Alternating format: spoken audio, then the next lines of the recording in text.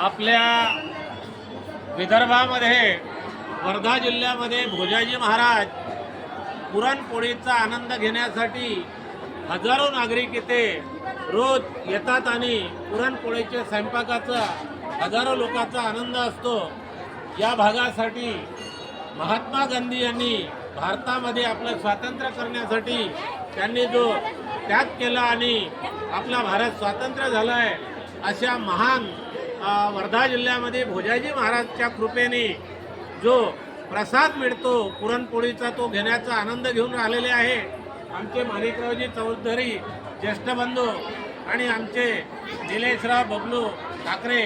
या ठिकाणी आम्ही आलो असता मी स्वतः समाजसेवक नारायण गोडे संपूर्ण जनतेला गोड याचा आणि पूर्णाचा आनंद घेण्यासाठी आणि भोजाजी महाराजच्या कृपेने व्यसनमुक्त आपला वर्धा जिल्हा विदर्भ महाराष्ट्र देश करण्यासाठी सर्व नेते मंडळींना चांगली सद्बुद्धी मिळाली पाहिजे।